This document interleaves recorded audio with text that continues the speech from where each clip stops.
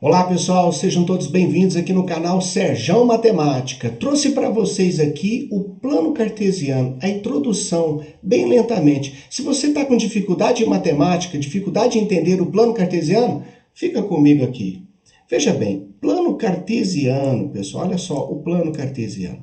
Estou trazendo para vocês aqui do lado aqui. Veja bem, pessoal, o plano cartesiano ele é composto por dois eixos, tá? O eixo X chamado eixo das abscissas, o eixo Y chamado eixo das ordenadas, aqui, ó.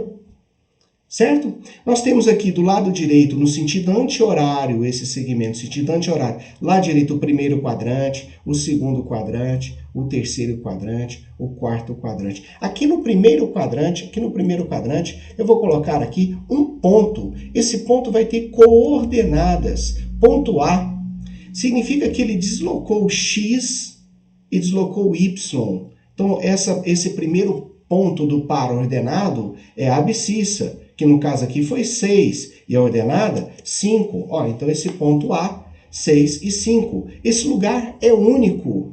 Então, imagine eu deslocando 6 unidades à direita para o X e 5 para cima, no Y. Então, ó, eu estou aqui no zero. Ó.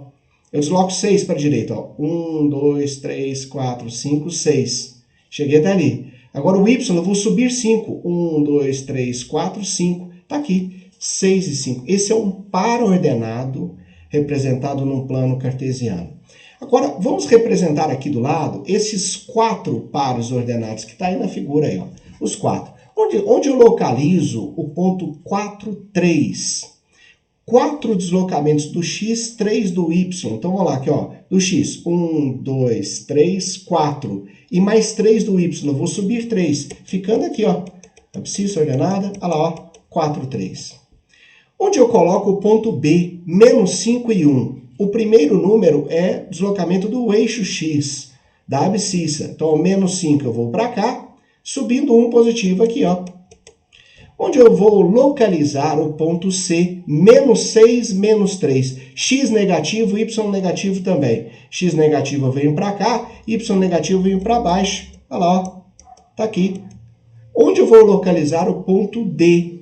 2 positivos no eixo X, 6 negativos para o eixo Y. Então, 2 positivos para o eixo X. Tá aqui, ali localizados os pontos A, B, C e D. Tudo certo? Vamos mais um pouquinho. Considere os conjuntos agora, o A, 1, 2, 3 e o B, 4 e 5. Conjuntos bem simples para a gente começar o produto cartesiano. Eu falo que o produto cartesiano A cartesiano B é a seguinte relação. É um conjunto formado pelos pares ordenados da seguinte maneira, ó. O 1 do A com 4 do B, está aqui, 1 e 4. O 1 do A com 5 do B, está aqui. O 2 do A com 4 do B, está aqui. O 2 do A com 5 do B, está aqui. 3 do A com 4 do B, o 3 e o 5. Aqui está A cartesiano B. B cartesiano A é outra situação. A cartesiano B, tá aí. Então, o meu primeiro entendimento, A cartesiano B. Como fica isso no gráfico? Aqui, ó, 1, 4, tá vendo? 1 deslocamento, 1 do X, 4 do Y, 1, 5, 2, 4, 2, 5, 3, 4 e 3, 5. Aquele endereço, aquele ponto, aquela localização nesse plano cartesiano é único. Então, aqui eu representei A cartesiano B. A cartesiano B. Tudo certo? Tranquilo? E se eu trocasse, representasse B cartesiano A? Os mesmos elementos de A e B, só que agora eu quero B cartesiano A. Então, é o B para o A. Então, é o 4 com 1, 4 com 2, 4 com 3, o 5 com 1, 5 com 2, 5 com 3. Está aqui o meu plano cartesiano. E está aqui os pontos, ó. 4, 1, ó. Repare que eu desloquei 4 do eixo X, 1 do eixo Y. 4, 2, 4, 3, 5, 1, 5, 2, 5, 3. Aqui está a representação de B cartesiano A, que, note, é diferente de A cartesiano B. Pessoal, agora vamos considerar uma terceira possibilidade. Considere o conjunto B, formado por 1, 2 e 3, e agora eu quero B quadrado. B quadrado não é o quadrado dos elementos do conjunto B. B quadrado é B cartesiano B. B cartesiano B. Então é 1 com 1, 1 com 2, 1 com 3. Depois o 2 com 1, 2 com 2, 2 com 3. Depois 3 com 1, 3 com 2, 3 com 3. Está aqui, ó.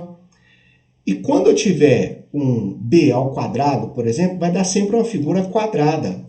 Então tá aqui, ó, representação, o primeiro 1, 1, tá vendo? Ó, 1 do x, 1 do y. Depois, ó, 1 do x, 2 do y, 1, 3, 2, 1, 2, 2, 2, 3, 3, 1, 3, 2, 3, 3. Então, b ao quadrado é b cartesiano b. Ali está a representação. Vamos, num exemplo, localize no plano cartesiano o segmento cujas extremidades são os pontos menos 1 e 4 e Q, 3 e 0. Então, eu quero o segmento, eu quero fazer o desenho. Onde está esse segmento de reta? Então, tá aqui, ó. Cadê o ponto menos 1 e 4? Ponto menos 1 e 4, tá aqui, ó, menos 1 e 4, tá ali o ponto P. Onde está o ponto 3 e 0? Eu vou deslocar 3 do eixo X, 1, 2, 3, e não vou deslocar nada aqui no eixo Y, porque ele é 0. Então tá ali em cima. E em vermelho está o segmento que tem as extremidades no ponto P e no ponto Q. Isso será fundamental nas questões de geometria analítica.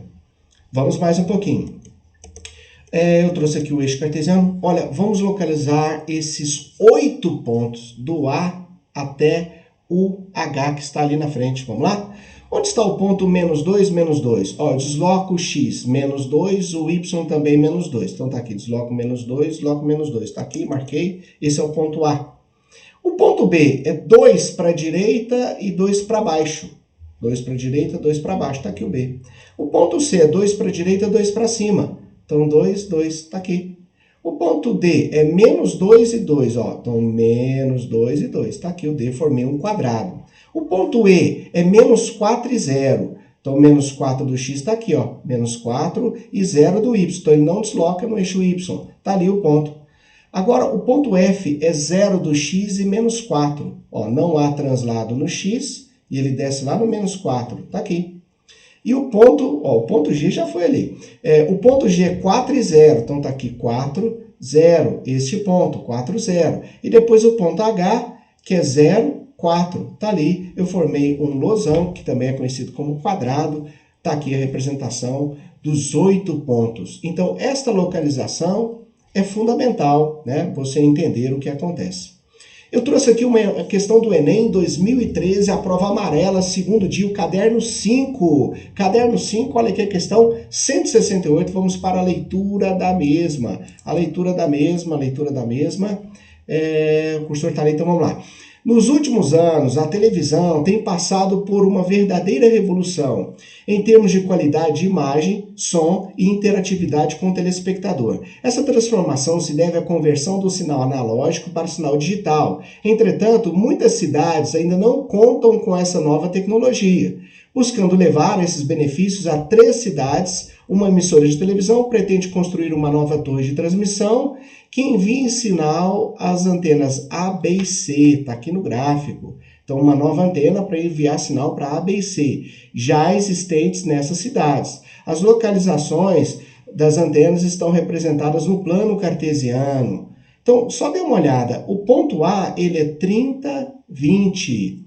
O ponto B, ele é 70, 20. O ponto C, 60, 50. Os pares ordenados, a localização.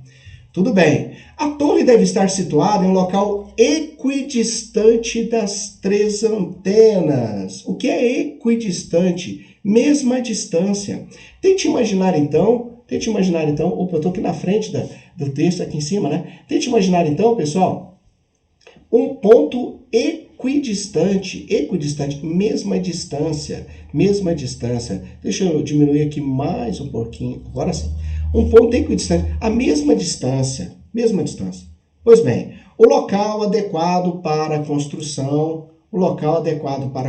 da torre correspondente ao ponto de coordenadas.